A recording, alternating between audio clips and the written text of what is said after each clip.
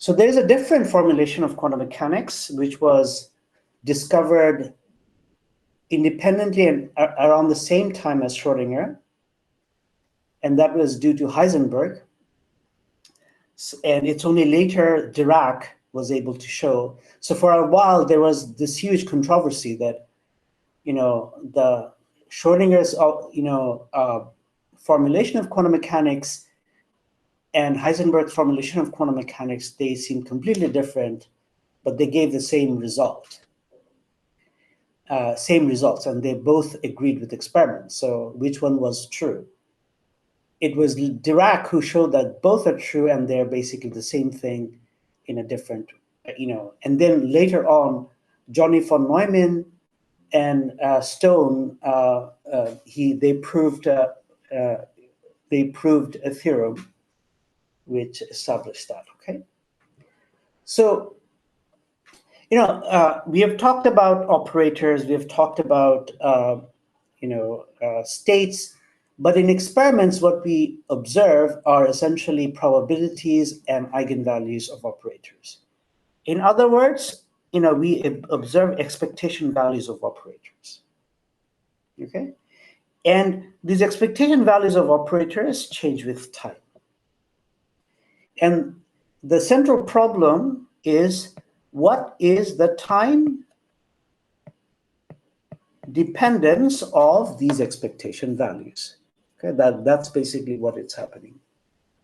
So, for generality, we can take, although most cases we are not going to consider those, but we can take the operator to have some explicit time dependence. So this is some explicit time dependence.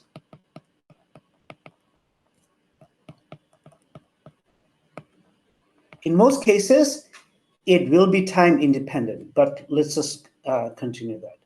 So the time dependence of this thing will come from two sources. One will be from the explicit time dependence, another one from the time dependence of the state that with respect to which we are taking the expectation value. Is that clear? So two sources of time dependence.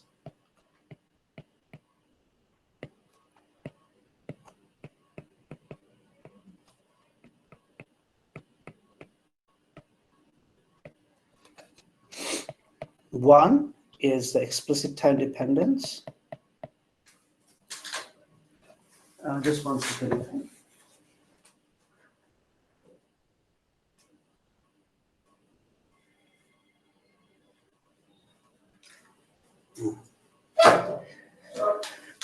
Okay, the explicit time dependence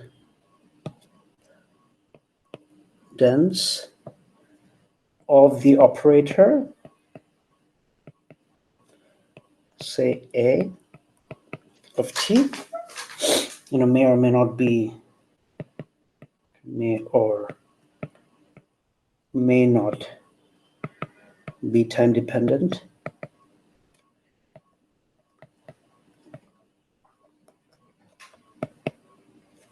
And the number two is the time dependent, the state time dependence.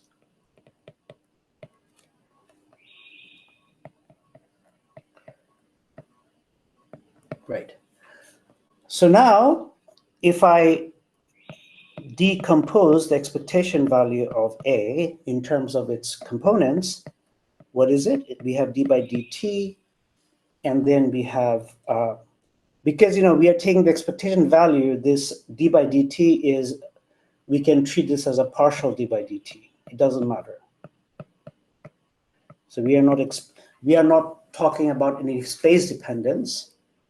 And if I do that, then I can write this as d by dt psi a hat psi. And then we use the Leibniz rule.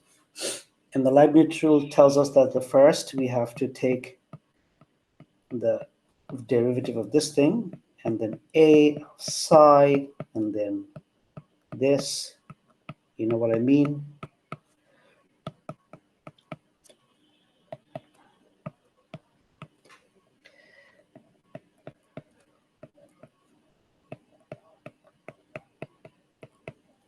And now what we can do is that we can apply Schrodinger equation to this thing and the conjugate of the Schrodinger equation to this thing. And if I do this, then the first term becomes 1 over minus I h bar psi ha of psi.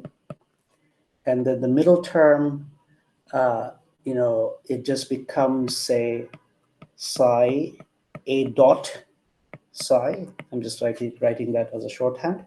And the last term becomes 1 over I h bar psi of a h of psi. Now we can combine these two terms into I divided by h psi commutator of h and a, these are all operators, plus psi a dot of psi. Okay. Now we can define a state that is frozen in time. Let's call it psi h, h for Heisenberg. And we take that to be the state psi at time 0.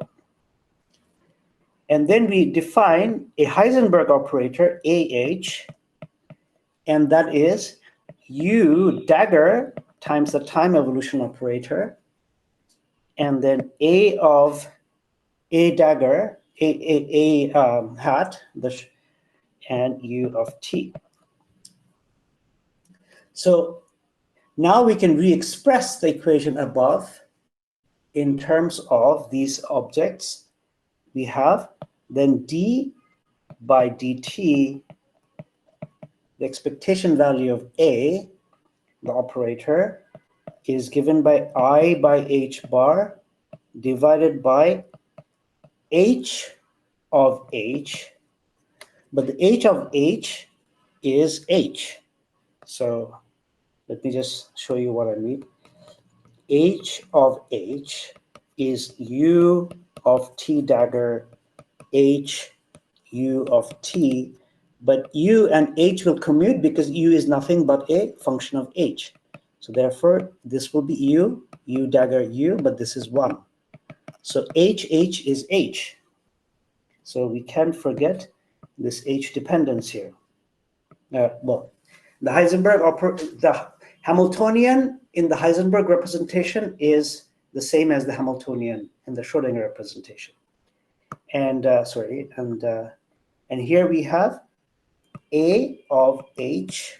This is the first term, and the second term is u is A dot h. Okay. Sorry. No, sorry. I messed up here. Sorry about that. So what I mean is this. D by dt of A is I by h bar psi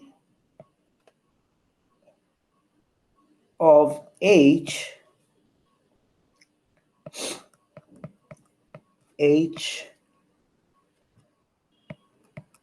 A of h psi of h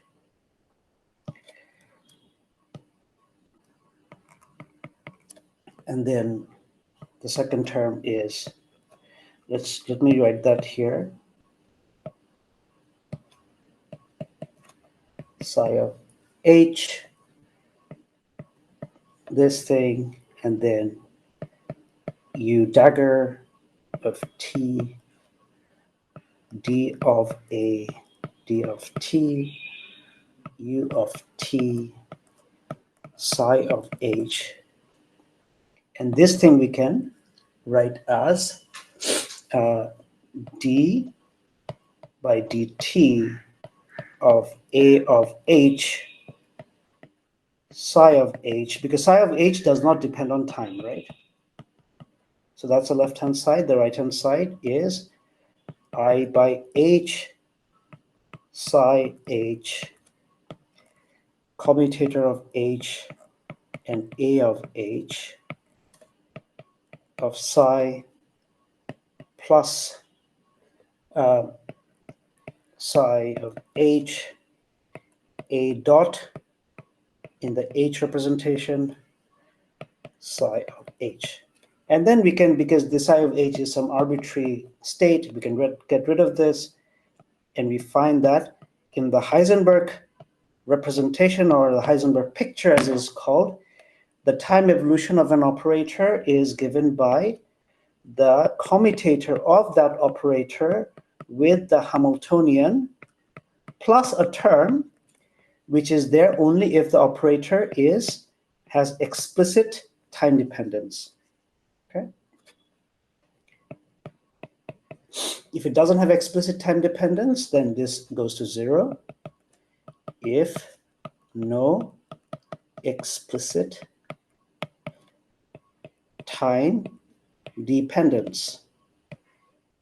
So to summarize, the Heisenberg picture, is it called? The time evolution of the system is given by a state psi, which is time independent. It's given by the Schrodinger picture wave function, wave equation at some particular time, a state, so this is number one, that is time independent and observables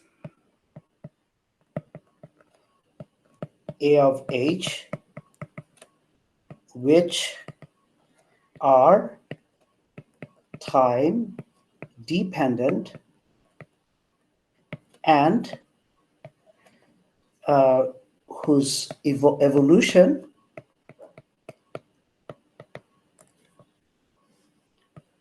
depend on the evolution is governed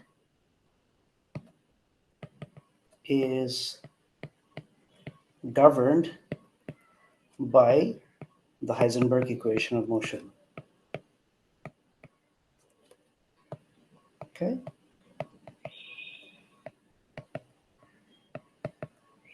All right. So, any questions? I think I got the gist of what's going on. Okay. Yeah. Just go back and do the see in more detail. Yeah. And